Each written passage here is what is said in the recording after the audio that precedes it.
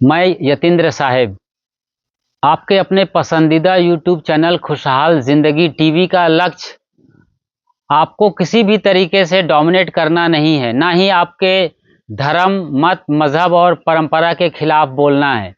हमारा मकसद है आपके भीतर जो परम सत्य सोया हुआ है उसे जगाना। किसी भी तरीके से परम सत्य को उद्घाटित करना हमारा मकसद है। हम जो भी सच है आपके भीतर उसे उजागर करते हैं ताकि आप सत्य का साक्षात्कार कर सकें और हर तरीके के भ्रम, अंधविश्वास, कर्मकांड, पाखंड, ढोंग, ढकोसले, छू मंतर, जादू मंतर और चमत्कार से बाहर निकल सके। आइए एक बेहतरीन प्रवचन के गहराई में प्रवेश करते हैं। इसे शुरू से आखिर तक सुनिए, समझिए और अपना मार्ग कल्याण का खुद प्रशस्त करिए। ये दुनिया बना, इसका कारण क्या है? भगवान कौन कारण से दुनिया बनाया? ब्रह्मा जी? कोई पता नहीं। बंधुओं और साहिब कबीर पूछते हैं, भगवान ने दुनिया क्यों बनाया? भगवान को बनाने का क्या जरूरी पड़ा? ये दुनिया क्यों बनाया? और बनाया तो ये दुनिया सुखमय बनाया कि दुखमय? ये दुनिया के लोग सुखी है कि दुखी? ये दुनिया का लोग कैसा है जी? सुखिया है कि दुखिया? दुखिया दुनिया भगवान क्यों बनाया? क्या जरूरी लगा था भगवान को दुखिया दुनिया बनाने का? क्यों बनाया? बंधुओं, कोई सवाल का जवाब ये दुनिया में कबीर साहब के प्रश्न का जवाब कोई देने वाला नहीं। कबीर साहब तो यहां तक प्रश्न कर दिए कि सेत बांध के पार गए, सेत बांध के पार गए, सीता के भरतार, ताही अगस्त मुनि अच गयो, इनमें को करतार। कि सीता के दुल्हा राम सेत बांध रामेश्वर बांध कर लंका गए और रावण को मार के गिराया। अब उसी रामायण में लिखा है कि अगस्त मुनि एक चिरुआ में समुद्र को उठा के पी गया। तो साहिब कबीर पूछते हैं कि बताओ, पुल बनाने वाला बड़का कि एक चिरुआ में पी जाए वाला बड़का? कौन बड़का? बड़का कौन होगा? पीने वाला बड़का होगा। आज पीने वाला की पूजा कोई नहीं कर रहा है, सारा दुनिया पुल बनाने वाले के पीछे पड़ा हुआ है। साहब कबीर पूछते हैं, गिरवरधारे कृष्ण जी, धौलागिरी हनुमंत, अशेषनाग सब सृष्टि संहारे, तो इनमें को भगवान? ऐ तुम्हारे ग्रंथ में लिखा है गोवर्धन पहाड़ को कृष्ण ने उठाया, धौलागिरी को हनुमान ने उठाया और पूरे सृष्टि को शेषनाग ने उठाया। तो ये तीनों में बड़का के? ये तीनों में बड़का क्या होगा? शेषनाग का पूजा कौन करता है? शेषनाग के देख लिया तो सोटा से थूथना छोड़ देता है उसका। साहब पूछते हैं, काटे बंधन विपत्ति में कठिन कियो संग्राम। अब मैं तो ही पूछो पंडिता, गरुड़ बड़ा की राम? बड़ा कौन? राम जब नाग फांस में बंध गए थे, किसने काटा नाग फांस? गरुड़ ने।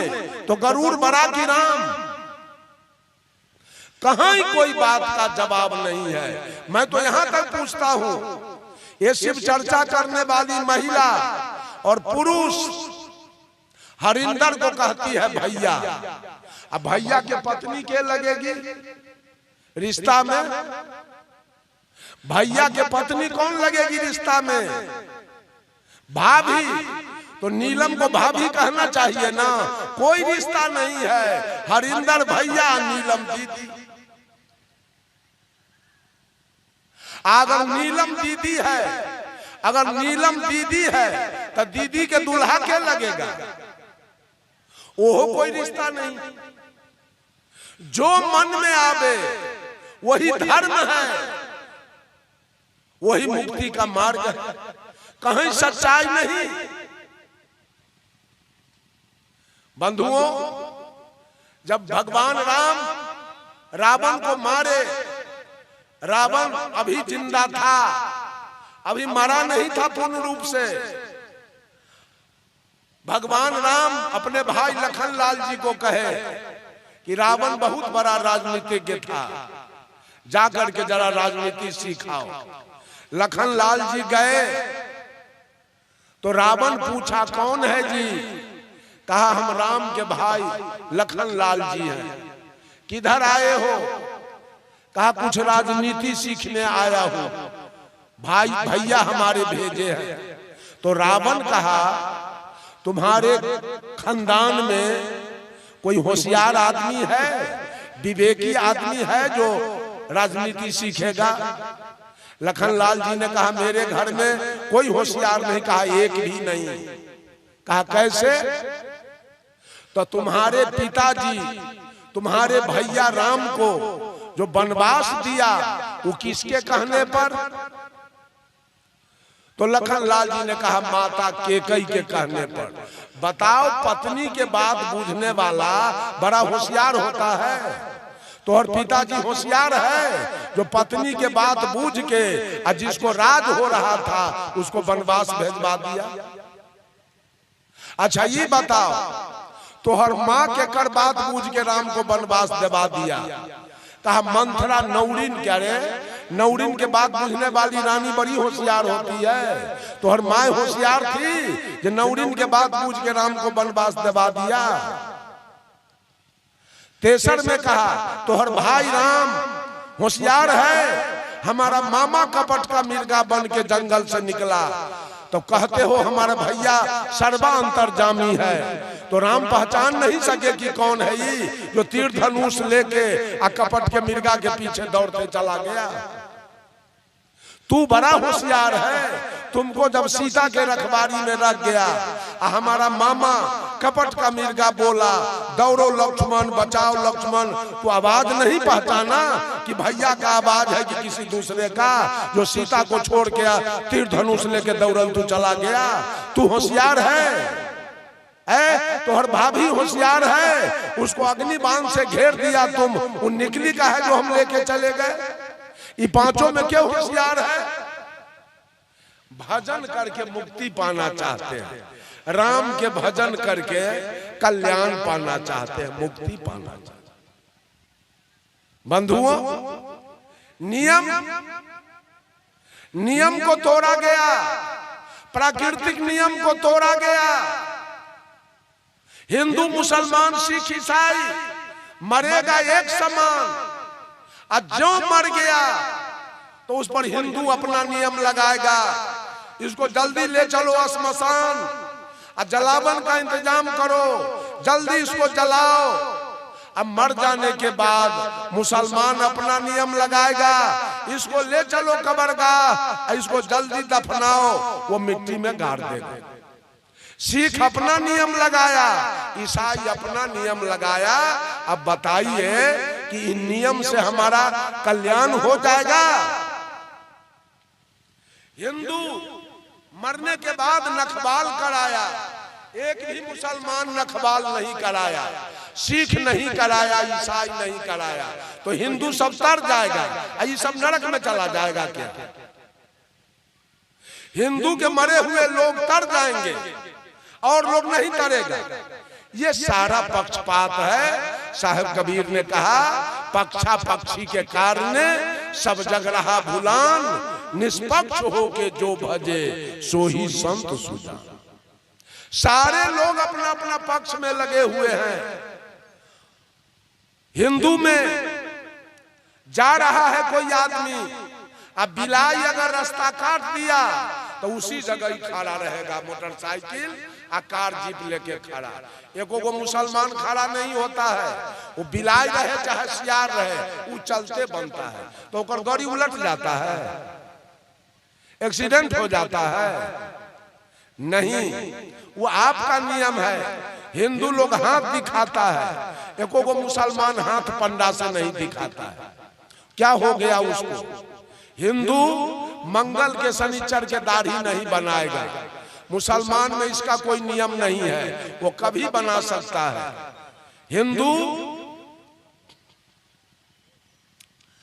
समय से अपना समय देखकर, घड़ी देखकर गंगा स्नान करेगा, कुंभ में नहाएगा। मुसलमान को इसकी कोई सूचना नहीं है, वो घड़ी देख के ऐसा काम नहीं करता है। सारा नियम अलग अलग बना लिया गया है।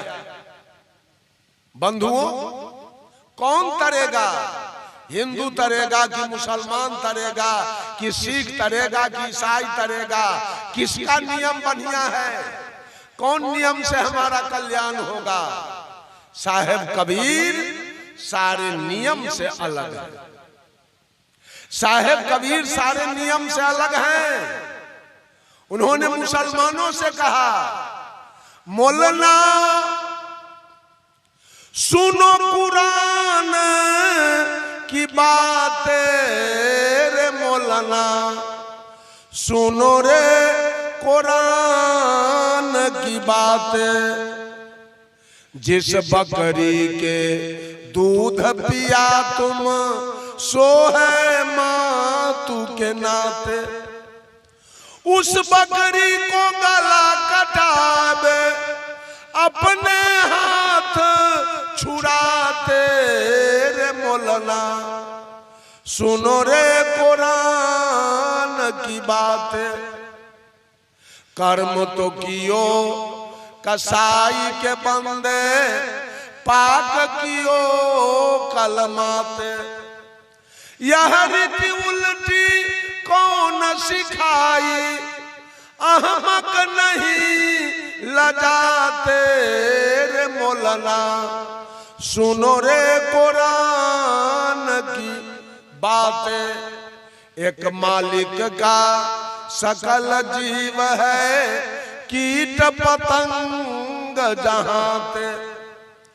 दूजा कहो कहां से आया, जिस पर आप गुस्साते रे मौलाना, सुनो रे कुरान की बातें। और हिंदू से कहा, साधो पारे निपुण कसाई।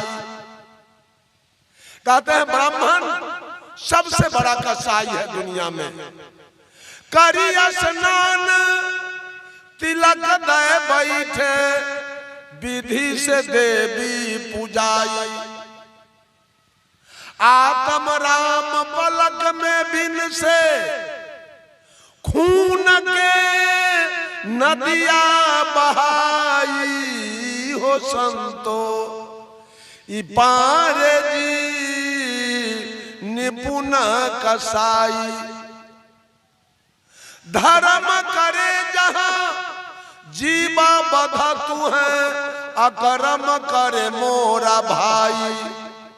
जो तोहरा के ब्राह्मण कहिए, काको कहिए कसाई हो संतो। पारे जी निपुण कसाई। एक बार हमारा कार्यक्रम नेपाल में हो रहा था। जिस जगह हो रहा था कार्यक्रम, उस गांव का नाम है सुंदरपुर, रौतहट जिला। उस गांव में हिंदू बहुत कम है। दो चार घर ततमा जोल्हा जिसको कहते हैं, और दो चार घर तेली, और दो चार घर रविदास। पूरा गांव मुसलमान है। अब बड़े धनी लोग सब। पंडाल ऐसे बना हुआ था, सारा दाढ़ी वाला मुसलमान आके बैठ गया पंडाल में। मैंने पूछा, एक बात बताइए आप लोग, पूरे दुनिया की सृष्टि किसने किया है?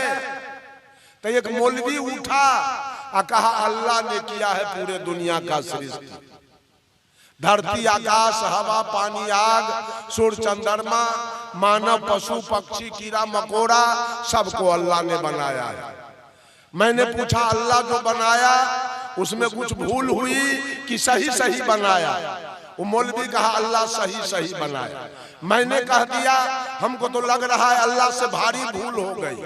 कहा, क्या भूल हुआ? अल्लाह सब कुछ कर दिया, लेकिन थोड़ा सा अब मुसलमान के सुन्नत नहीं किया, अब औजार नहीं था कि कह दिया ये काम आप ही लोग कर लीजिएगा, हमको छुट्टी नहीं है। वो तो अल्लाह जाने बिगड़ गया हमरा पर। मुसलमान का ही सनका है बाबा जी, हम सनकल हैं। मुसलमान को सब कुछ बनाया, कहा सुन्नत तो ही कर लेना, हमको छुट्टी नहीं है। हिंदू को सब कुछ बना दिया, कह दिया भगवान ये टिकी तू वहीं रोक लेना, हमरा न है छुट्टी। ये सारा खराबी है, इसी से दुनिया सत्यानाश में मिलने वाला। 4 गो दलाल है ये दुनिया को बिगाड़ने वाला, उसमें पहला दलाल है पंडित जी। साहब कबीर कहे पहला लबरा ये पंडित जी हो भाई, अब मछरी के मार का पवनी कराई।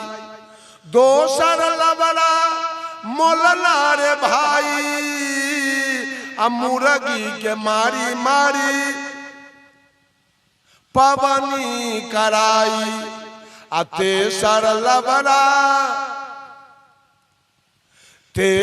लबरा भगता रे भाई, देवता के न चिन्हैया देहबा कुदाई। चौथा लबरा ईसाई रे भाई, सुगर के मारी मारी पवनी कराई। सब तो वही है। एगो कबीरपंथी कितना सुधार करेगा, 4 गो बिगाड़ू भिड़ा हुआ है चारों तरफ से। एक कबीर साहब कितना सुधार कर सकते थे। बंधुओं, विचार करने की बात है, पक्ष में मत जाइए। कबीर निष्पक्ष बोलते हैं, कबीर के बात में कहीं पक्ष नहीं है, बिल्कुल निष्पक्ष है। कबीर साहब कहते हैं सब काहू का लीजिए, साचा शब्द निहार, पक्षपात मत कीजिए। कहीं कबीर विचार कि जहां सच्चा सौदा मिल जाए कहीं भी उसको ले लो और पक्षपात मत करो। बंधुओं, थोड़ी सी चर्चा मैं आपके सामने रखा हूं नियम पर। सारे लोग अपना अपना नियम बना लिए हैं। पंडित जी अपना नियम बना लिया है, पादरी जी अपना नियम बना लिया है, और सिख के गुरु लोग अपना नियम बना लिया, और मुसलमान के मुल्ला लोग अपना नियम बना करके चारों अपने अपने नियम को प्रतिपादित कर रहा है और सबको समझा रहा है। ऐसे करोगे तो मुक्ति हो जाएगी, ऐसे करोगे तो कल्याण हो जाएगा। लेकिन ये चारों नियम पक्षपात का नियम है।